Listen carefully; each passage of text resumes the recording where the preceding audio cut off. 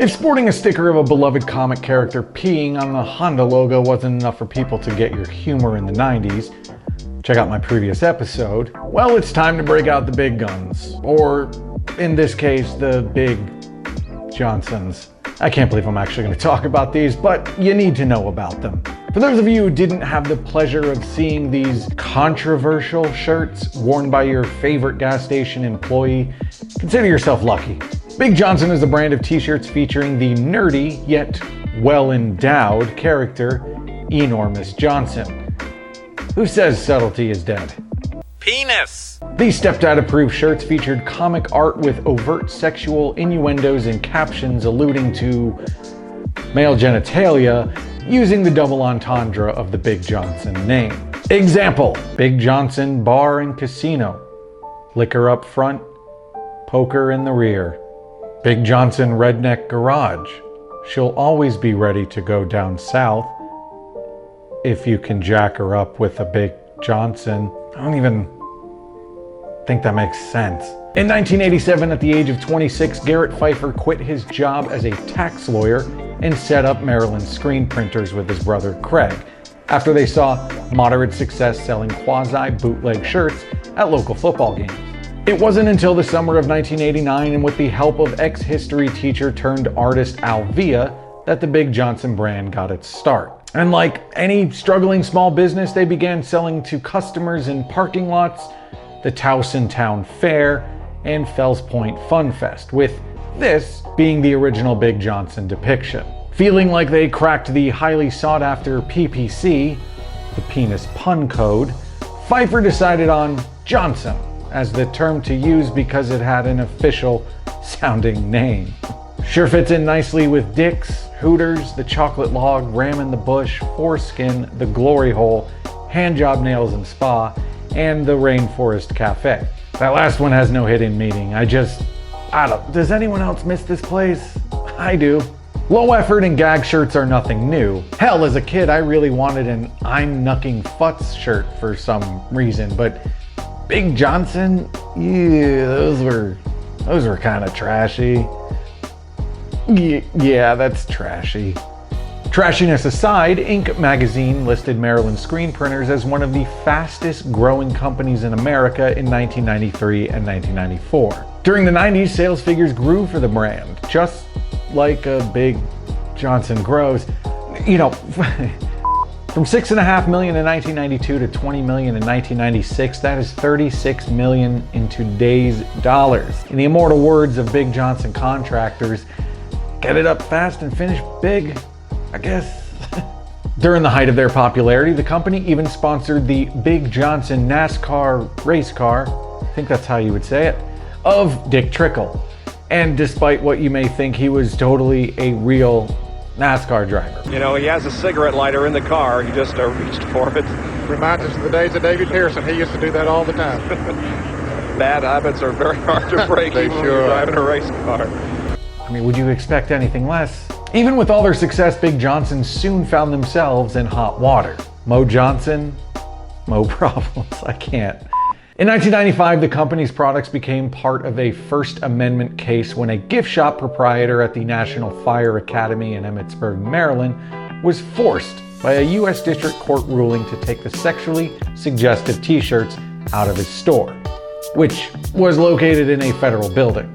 The order noted that the sale of items which denote sexually offensive and discriminatory statements, depictions, or pictures is in violation of federal law and presents a hostile and sexually offensive environment.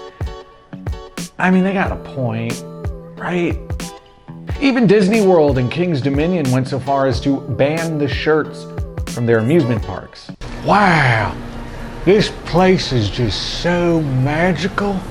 Hey, little Frankie, how about we go get us a couple of big old turkey legs? Turkey! You in the mood for some turkey legs? Turkey! All right, let's go. Excuse me, sir. I'm with the DDCTF, the Disney Dress Code Task Force. We would appreciate if you could turn that shirt inside out so the offending message isn't seen. Or you can take this free complimentary Disney World Loves Me t-shirt for free. What do you mean my shirt is offensive?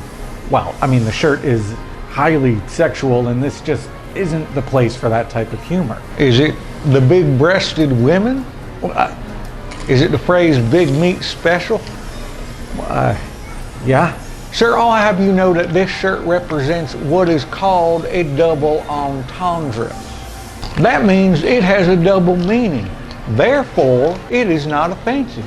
In fact, it is hilarious. Can you just change the shirt? I'm really busy. I gotta go put down one of the malfunctioning robots on the small world ride right now.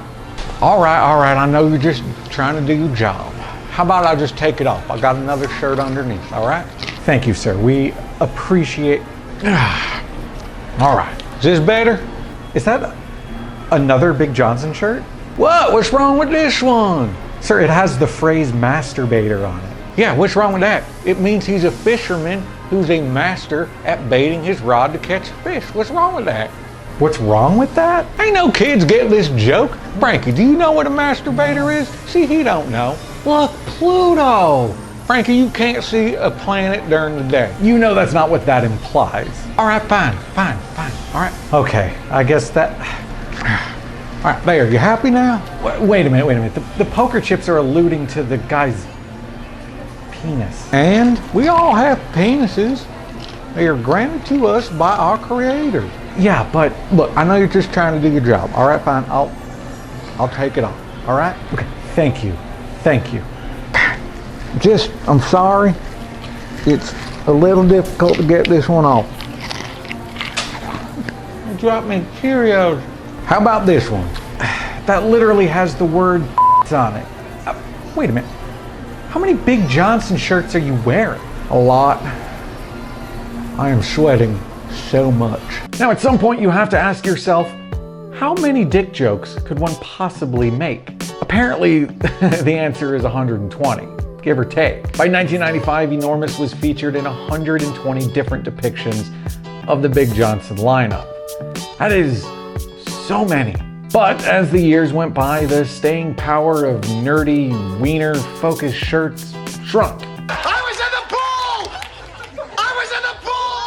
And Big Johnson slowly faded away into almost complete obscurity. While growing sales and views on sexually charged shirts seemed to come to an end in the late 90s, the Big Johnson brand ended up playing an integral part in paving the way for even more offensive shirts sold through companies like tshirthell.com. It seems that no matter what, there will always be segments of the population that loves and cherishes the idea of wearing offensive shirts. Whether worn because they like to piss people off or because they believe these shirts are genuinely humorous or not, you can't deny that there's a market for them. It may not be for everyone, but nothing truly is. And that's going to do it for this episode of I Miss the 90s. If you enjoyed, please leave a like and be sure to subscribe. Also, big shout out to my patrons in the Excellent Dude tier for your support. If you'd like to join my Patreon, hit the link in the description down below. Until next time, dudes, I'm your host, Myk OConnor. Later.